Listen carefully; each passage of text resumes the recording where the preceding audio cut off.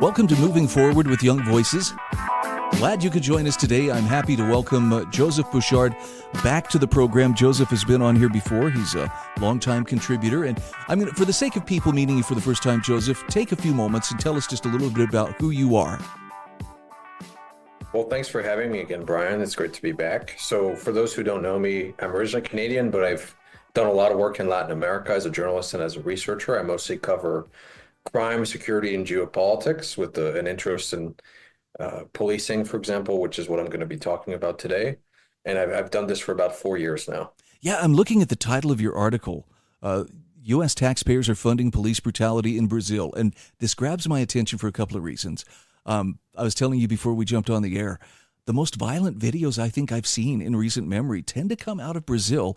And it's the police. I mean, oftentimes they're cracking down on, people trying to rob people on motorcycle or whatever.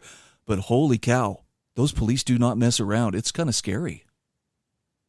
That's right. They use quite extreme tactics. People love to talk about U.S. police brutality, but Brazil, which has 100 million people, fewer, actually more than that, than the U.S., has about 5 or 6 times the number of people killed, most of which are civilians. And as you said, they use very, very specific types of weapons that tend to not really, they tend to do a lot of damage, let's just say. And they really have no regard for any kind of civilian casualties or reputation or these kinds of things, or even rule of law.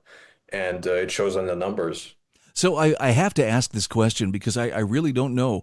Why are things so violent there in Brazil? And it's not just the police. I've seen, some very violent, criminal activity, videos that come out, but their police, there's a whole different level. You mentioned the article, the militarization of them. Does it start there? Well, the conflict really precedes militarization of police. That was sort of a response to that. During the military dictatorship, and now in the recent decades, it's really ramped up. But in Brazil's case, it's mostly gang violence through very high levels of competition over turf, over drug markets and other illegal markets, that then gets met with extreme levels of police violence, which really fuels a cycle of killings as a sort of daily occurrence, to the point where it's thousands and thousands of people dying every day, and it's not really covered by the media anymore. That makes it tough. I mean, essentially, I'm sorry if this sounds disrespectful, but it sounds like you have competing gangs. You have the government's gangs versus the other gangs, and it sounds like there's just no end to the escalation. No, that's right. And I'm glad you brought up government's gangs, because they are also involved in this. So they have these militarized police units, which are supposed to fight gangs. But in recent decades, especially in Rio de Janeiro, governments have secretly backed militias, which are their own types of gangs, and they themselves engage in drug trafficking and illegal gambling rings, human trafficking, weapons smuggling rings. And they do a lot of damage, to the point where in Rio, for example, they're now the dominant illegal force. And so governments have been funding these groups for their own benefit. A lot of them profit from these rings. A lot of police officers themselves work for illegal gangs. And so it's sort of a self-feeding cycle that never ends. Okay, so I have to ask too, because I don't know, the civilian population of Brazil, are they allowed firearms ownership, or is that outlawed? It's outlawed, but there's some tweaks. So in recent years, during the last government, not this current one, restrictions on firearm ownership and use were really loosened up. And it seemed like that was mostly going to be about self-defense and protection. And numbers point to a few thousand people owning firearms illegally. The number of illegal guns is still far outweighing the number of legal guns, but that might change in the next decades, depending on how the security situation goes and what kind of governments win. But it's nowhere near the U.S. numbers of millions and millions of guns. And tell me about how the U.S. figures into this equation as far as arming Brazilian police. That's right. So for years now, going back to the military dictatorship in the 60s, 70s, and 80s, the U.S. has been involved in funding the military police, which is the biggest police organ in Brazil, and now the most powerful by far. And U.S. support for them continues. they do a lot of militarized training, rapid response teams, SWAT team training, as they would call it, selling weapons, doing joint training and these kinds of exercises, which then turn into violent responses by police to drug gangs, which turn into very high levels of civilian casualties, which is what I criticize in my report. Yeah, and that's, I know people won't shed a lot of tears over the idea of, a violent gangster meeting a violent end, especially if it's, at the hands of police who are there to enforce law and order. But it sounds like there are a lot of innocent people that get caught in the crossfire here, or sometimes are actively targeted by police. That's right. Well, the motto of the military police is a good criminal is a dead criminal, and they often like to tout this. And it's true that they do provide some kind of order and they do deal with pretty bad people. But you can't forget that a lot of their raids are very militarized with these very high caliber weapons where they shoot indiscriminately into crowds or into neighborhoods that most often leads to civilian casualties. The last reporting I've seen shows that most casualties in these raids tend to be civilians. And oftentimes there's no judicial involvement in these processes where raids tend to be justified after the fact if there is any kind of outcry at all. Most often they're just not even reported. And that really causes an issue because it's not just criminals that are being targeted, it's everyday people. Well, and that motto, again, I know at a gut level, some people will respond, "Oh, yeah, you're right. The only good criminal is a dead criminal." But who's making the determination of, hey, that looks like a criminal? And if it's a police officer, particularly one that's on hair trigger, kind of alert, it seems to me like that's a good way to whoops. Okay, well, sorry about that, but we got the wrong person. No, that's right. And Brazil could actually learn quite a bit from the US from this and other countries, Western democracies, where sure, police services are used rightfully so to go against criminals and drug traffickers and these pretty awful, violent people, and nobody's arguing against them. It's simply that there's a level of excess of violence and corruption within the police service that allows indiscriminate civilian killings to go unpunished. And we want accountability mechanisms and any kind of help to really go against this and regulate the police to make sure that they don't kill civilians. So, talk to me about the training as well as the weapons that the U.S. is providing. It sounds like the training is pretty militarized as well. That's right. So the military police itself, their training is quite extreme. They talk about hazing in the U.S. Armed Forces and the police, but this is on another level.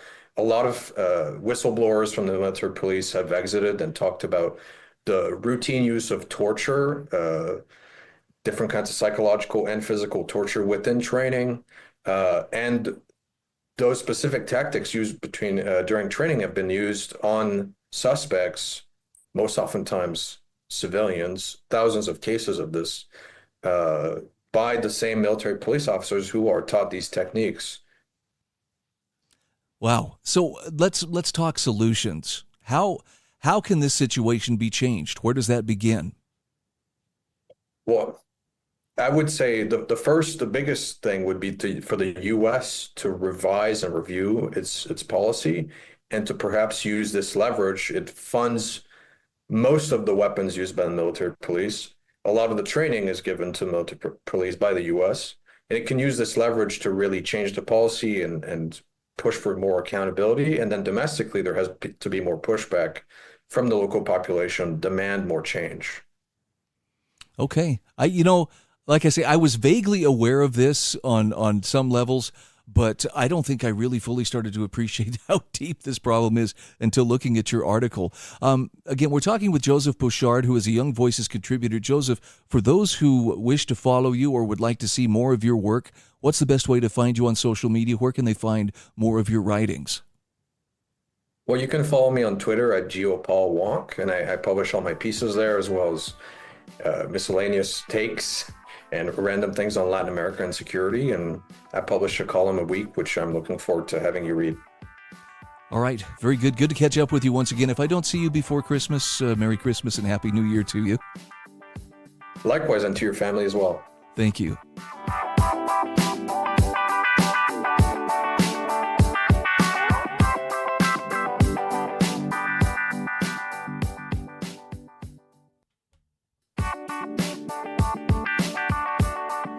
Welcome back to Moving Forward with Young Voices. Very happy to welcome back to the program Agustina Vergara Cid. She is joining us today from Southern California. And how are you today? I'm doing very well, Brian. Thank you for having me again. For the sake of people who are meeting you for the very first time, would you please take just a moment to tell us a little bit about yourself? So I am a Young Voices contributor. I'm doing one of their programs now, and I'm an immigrant to the United States, and I'm very interested in immigration issues and immigration policy, and that's what I joined to talk about today. Very good. I'm looking at an article you wrote for The Hill. Ideological vetting of immigrants is an awful idea. I'll admit I had not heard about the ideological vetting. I know immigration has been a huge issue, both leading up to the election and now that the election is over. Talk to me about this proposed concept of ideologically vetting those who are coming into this country. Whose idea was that? So it's not just like ideological vetting, because vetting is actually necessary. It's necessary for the government to vet who's gonna be coming here to the United States. But the ground in which they uses to vet, like the standards for that vetting, is what's important. Because what we want to do is we want to exclude people who are threats to the rights of Americans, right? People who are terrorists or people who are seeking to come here and cause harm, or criminals, spies, foreign agents, and all those sort of people that actually are coming here to inflict harm into Americans or the country, or to overthrow the government and things like that. So people that actually take the action, the initiative to do that sort of thing, those people we want to keep out, and that's what the current law already keeps out. We have an immigration system. Our current immigration law exclude those sort of people from even visiting the United States. So what President Trump wants to implement, based on what he's been saying, is what he calls extreme vetting, which is the exclusion of people based on belief that the government doesn't like, essentially.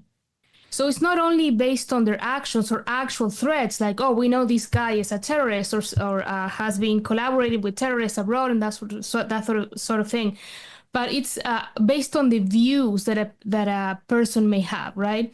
As decided by the government. So it can potentially conflate dissent with danger. Yeah, you point out in your article, and by the way, I do agree with this. When we allow government to start policing people's thoughts, it's not just going to affect the immigrants. This would very likely affect U.S. citizens as well. Yes, I think so, because, well, there are a couple of reasons for that. First of all, the way that President Trump has been talking about this, he wants to implement this because he thinks that government has a role in telling the people in America what sort of ideas they should hold and what sort of ideas should be implemented politically. So what he wants to prevent is he thinks that there are many immigrants that come here and want to change the politics in America. You know, that myth that, the immigrants vote Democrat and that sort of thing, or they bring the socialism and communism. Factually, that's not true, and we've seen the number of Latinos that have voted for Trump in the last election.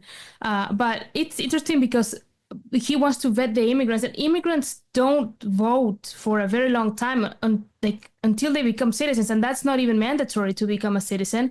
It's a long process. It's expensive. It takes many, many years. So it's not like someone coming here immediately, like next week, if there's an election, they're going to be able to vote. That's not the case. They have to become a citizen. And to become a citizen, there's like a whole test and process to prove your moral character and your knowledge of American institutions. So that is not a valid reason. But so if you start letting opening the door to government being this arbiter of morality and of ideology, part of what's going to happen is, first of all, you open the floodgates. So now you have given government this authority.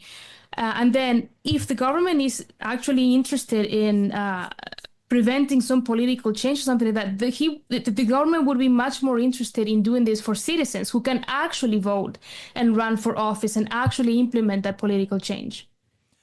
You point to something that I think people need to consider when they hear about ideas like this. Well, we're going to keep out the people with the bad ideas. Other countries have done this. And you list three of them in particular: Venezuela, Cuba, and China have undertaken policies like this. What can we learn from their examples? Yeah, so allegedly, so part of the objective of this extreme vetting policy is to keep the authoritarians away, right? But the problem is that this measure itself is what's authoritarian. So there are countries that are built essentially around, or that are sustained around thought control and having the government be the thought police, like Venezuela. I mean, dissent is crushed right there, right? Like, and there's like this ideology that people must follow, and if you don't follow, you better shut up and just just do what you're told. China, the amount of censorship and the one party, and you have to toe the party line, or otherwise you can probably even end up dead. It has been many cases before. Well, Soviet Russia back in the day, well, Russia today to a great extent as well. So we don't want to be implementing the policies, the authoritarian speech policies and thought policies of those countries. We want to let people have the ideas that they want, as long as they don't take really bad ideas into actions and they don't actually are seeking to cause harm. We want them to have free speech, and we want to have the opportunity to persuade those people, which is an important factor in this. When we're saying, oh, let's not bring bad ideas here, we're essentially admitting that the ideas that we currently have are kind of weak and they cannot stand up to these other ideas. No, I absolutely agree. And there's that distinction between ideas and behavior. I've heard it said, and I agree with this thing. Look, anything peaceful in terms of what a person wishes to do, as long as it's peaceful, then it's okay. What's in their head, as long as their behavior is peaceful, is their business. So how likely is this to become a policy that is central to the incoming administration? I mean, I know it's a goal, but do they face hurdles that would prevent them from enacting it? Yes, they face some hurdles. I think it's a betrayal of kind of like a deeply American principles and First Amendment principles. And even outside of First Amendment, I think that Americans hold their free speech take it very seriously. And if they understand, I mean, no one is, I'm not trying to say that people should, say, oh, a communist, like there's no risk. There's nothing wrong that a communist can bring here. Bad ideas are dangerous, and good ideas are really have a lot of positive impact, right? So ideas have power, but that power is counteracted with better ideas, right? So we have, if someone who has a socialist leaning, and I actually know people that for whom this was true, they can come here and see the freedom in America, and it's the job of the intellectuals and the communicators to teach people and to try to persuade people that these ideas are the best ideas in the world, which they are. And like I was saying, I know personally people who have come here with kind of like left-leaning ideas in their head, and they have immigrated here and are now advocates for capitalism, actual advocates for capitalism. I have a friend who's a very famous speaker in favor of capitalism. So I think that's part of what's key here. Okay. You make a very strong case here. Look, bad ideas do exist, but the antidote is not to try to prevent them from being heard. It's to make sure that better ideas can also be heard, which means you've got to be able to risk hearing the bad ones in order to also be able to hear the good ones. That shouldn't be such a hard sell, but it sounds like there would be resistance, right? Yeah, and I think it's lack of faith in, or not faith, but like trust in the power of American ideals. And it's true that we all need to be defending them. Some people like more with more fervor and everywhere. But it's true that these are the best ideas in the world, and they can persuade basically anyone. Again, we are speaking with Agustina Vergara Cid. She is a Young Voices contributor, and I thank you for, first of all, bringing our attention to this. Where can people find you on social media? Where can they find more of your work? So they can Google me, and my website will pop up, and then on X, my X account will pop up as well. It's Agustina V. Cid on X, and then Instagram is the same handle. Very good. Have a Merry Christmas and a Happy New Year. All right, thank you. You too, Ryan.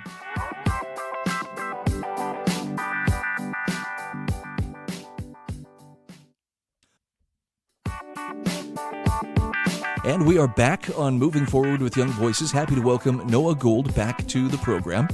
He is a Young Voices contributor. And Noah, for those who are meeting you for the first time, take a moment, tell us a little bit about who you are and what you do. Yeah, well, thanks, Brian. Always great to be on the show.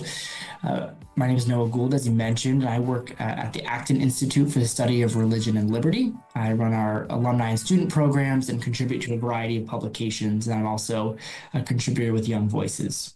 I'm looking at an article that you wrote for lawliberty.org. Is higher education inherently political?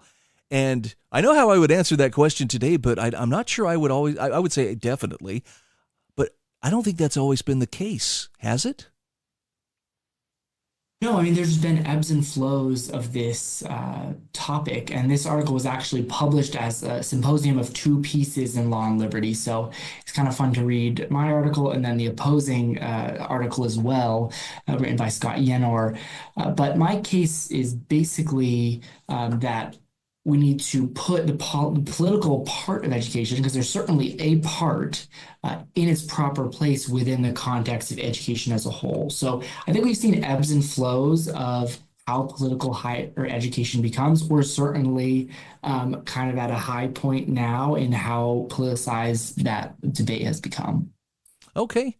Yeah, I mean, I have kids that are in higher education, and you would think this would be on my radar screen, but I don't think I've given it really the close scrutiny that it deserves. Now, I have it in my mind that higher education is pretty much a captive institution in terms of progressivism.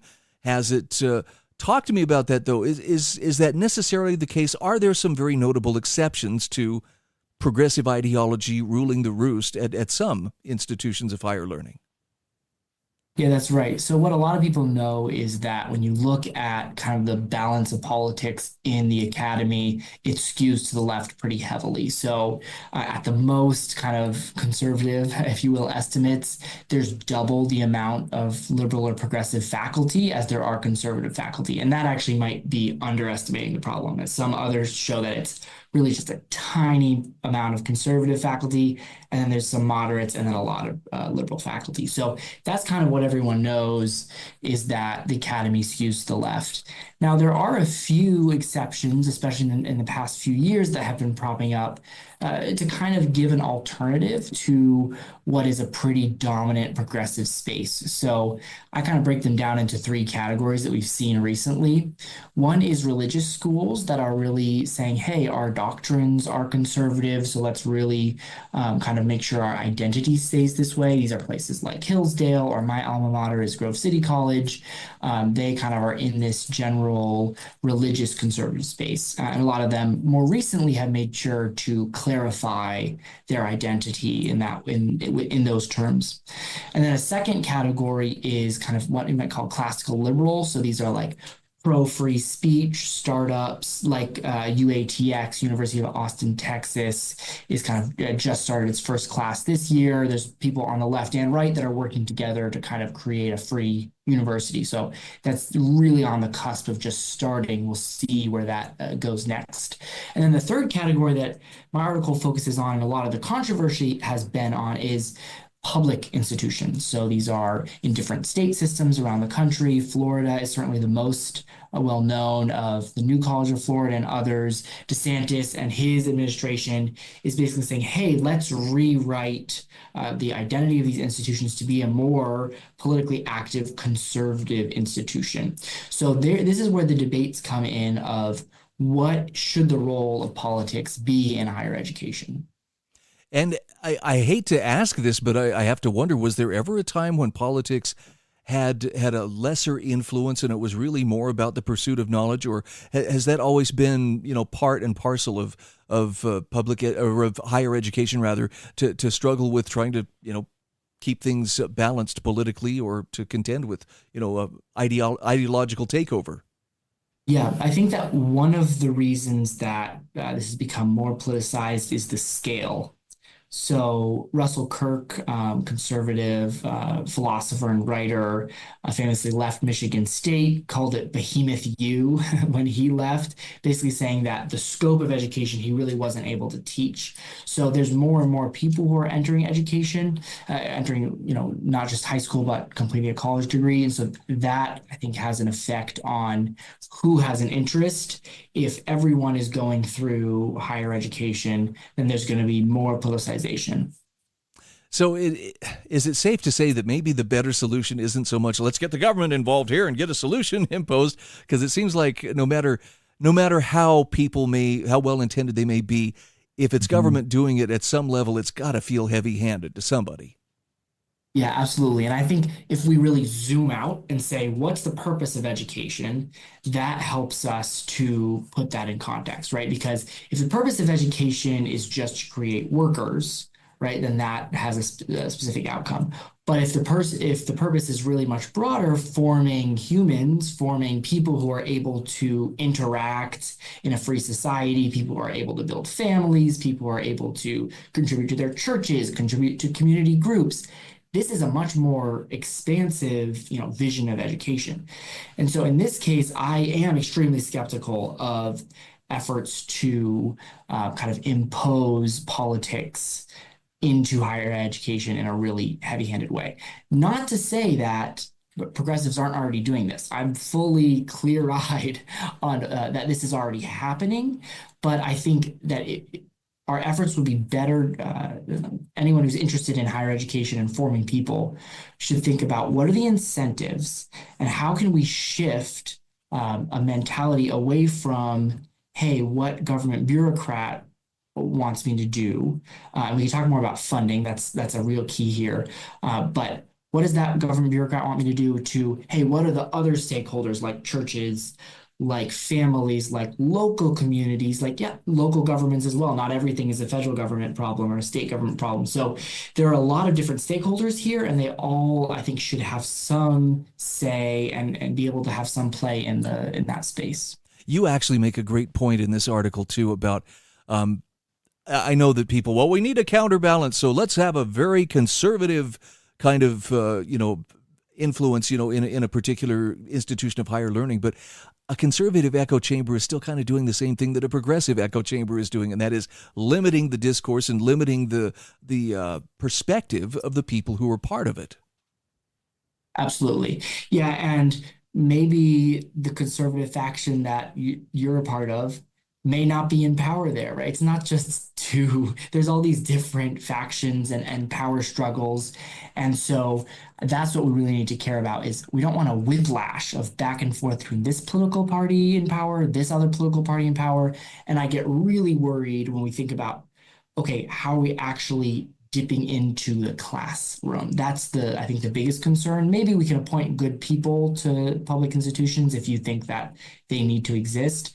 But as much as we dip in and try to meddle with the day-to-day, that's when we're really going to get political fights that are unnecessary. Yeah, it's. I think you make a very good case for, look, if it's about learning, maybe politics are better kept out of it. This is just my personal opinion, but everything that politics touches seems to become a tug of war pretty quickly. So the less we can, or the more we can minimize politics' influence on a given institution, it seems like the less contention there's going to be over what's going on within that institution. Absolutely. And if you think of like the college debt problem is a problem that is produced by not allowing families and students to kind of have a decision over what is important to them. And so government influence in that way hasn't helped. So a lot of other past problems that we've tried to solve in higher education through that interference haven't worked out. So I think we should just be wary about that government intrusion and the incentives it creates. And because I don't want, like you said, mentioning where do you want to send your kids, sending them to a place where they're formed to be kind of for a much broader vision rather than a narrow political forming. Again, we are talking with Noah Gould. He is a Young Voices contributor. And Noah, for those who would like to follow your excellent writings, where can they do so and where can they find you on social media? Yeah, so on X, my username is Noah C. Gould 1. I'd love to connect there. And as Brian, as always, it's been a pleasure to talk with you. Okay, thank you so much. Merry Christmas and Happy New Year to you as well. Same to you and your family. All right, goodbye.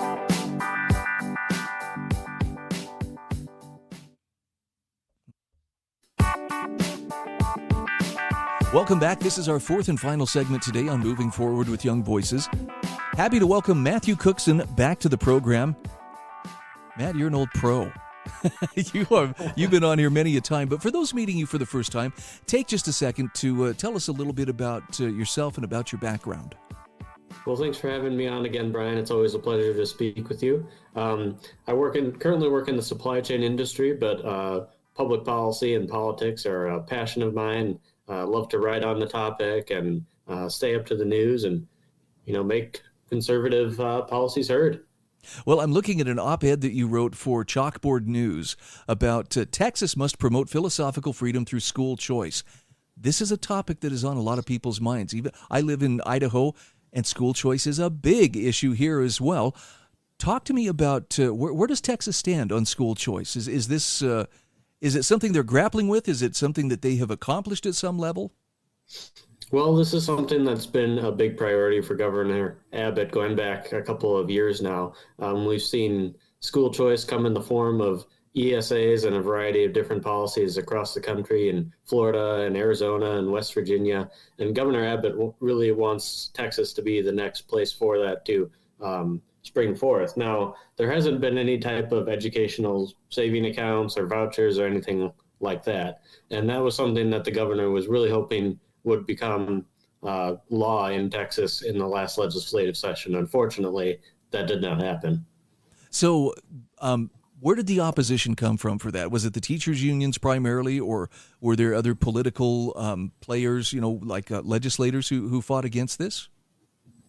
Yeah, teachers' unions are for sure one of the opponents of school choice, but there is the also deeply emotional appeal that a lot of opponents to school choice make, which is concerns for rural schools.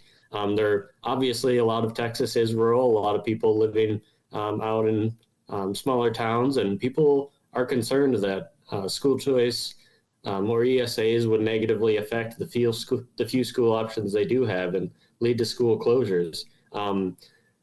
Thankfully, we do have test cases in this area. We've seen Arizona go down the school choice road a few years now, and opponents of school choice there were trying to ring the alarm that rural school districts would come and collapse as a result of shifting funds around.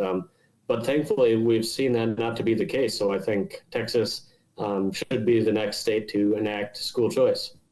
So let's talk a little bit about philosophical freedom in terms of how does that term apply here? Are we talking for the students, or are we talking for their parents?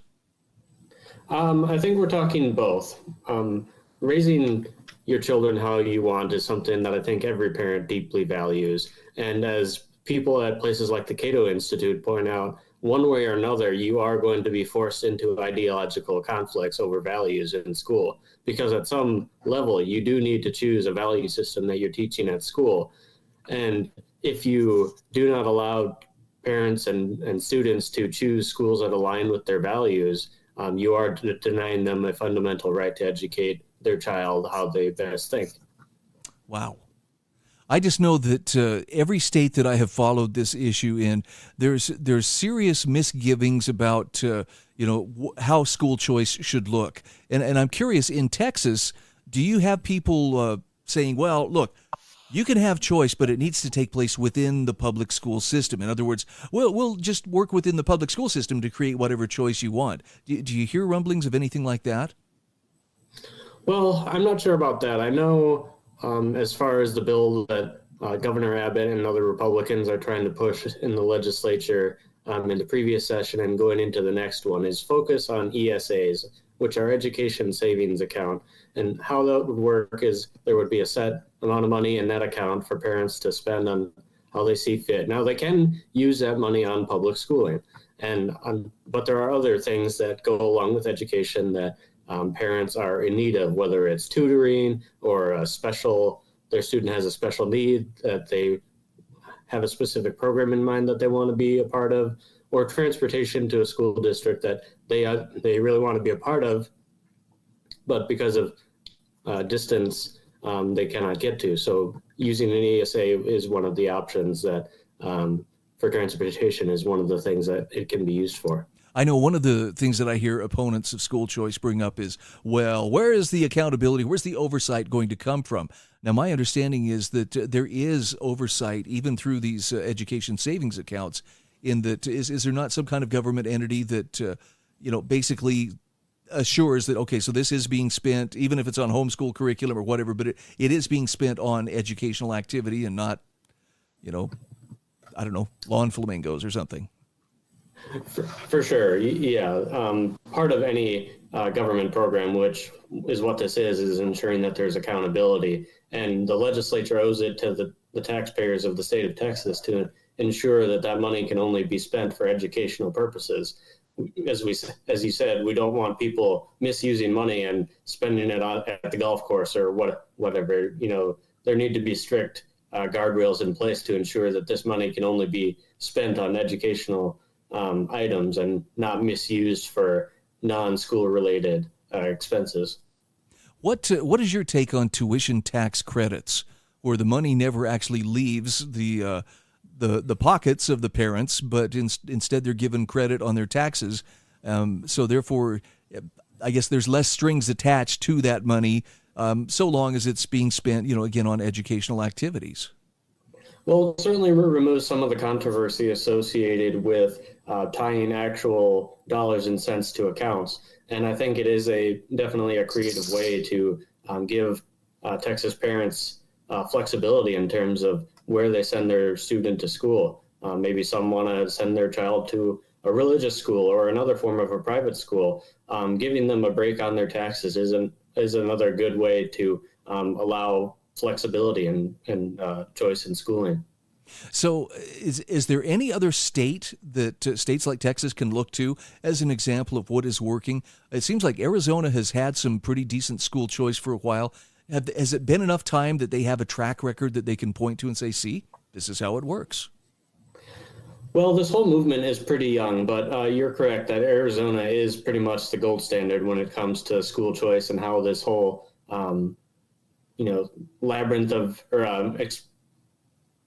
what's the word I'm looking for? Kind of different experimentations in terms of school choice. And while this movement is young, Arizona does have the longest experience with this movement. And Texas should definitely look to places like Arizona and West Virginia and Florida in terms of what's been working and what hasn't, and be the greatest country in America, as we Texans like to say.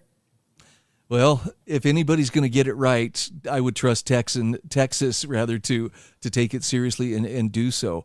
Governor Abbott, he's been in for a while. Is he still? I don't know what his status is. Is he a long timer in terms of office, or is his term coming up for re-election? Well, I do know that he is heavily invested in this fight, and in the short term, for sure, it is his priority to ensure that this issue gets pushed through. I know there's a lot of controversy in this fight. Governor Abbott has been playing political hardball in terms of approving additional funding for schooling, so there is incentive on both sides to come to some sort of a deal to get this thing approved. Well, I will be watching anxiously from Idaho, which also will be working very hard to get school choice through. And are there any other states that this is going to be kind of a pivotal, issue for as in the upcoming legislative sessions after the first of the year? Well, you mentioned Idaho, which of course has been battling with this issue for a number of years, but this is an issue that is blowing up all over the country. This wasn't on anyone's radar really 10 years ago, but now it's starting to spring up all over the place, and parents are realizing how much of an issue this really is and how important it is for them to be invested in the policies concerning schools. Well, I know there's a saying out there, there's nothing as powerful as an idea whose time has come, so fingers crossed, maybe this is the time when it all comes together. Again, we're talking with Matt Cookson. Matt is a Young Voices contributor and wears a few other hats as well. Where can people follow you, Matt, on social media? Where can they find your writing? Yeah, that's correct. So I'm on X. You can follow me at Matt Cookson 95 to see the works that I'm getting published. And thanks again for having me on the show, Brian. I really appreciate it. Merry Christmas and Happy New Year to you. You as well.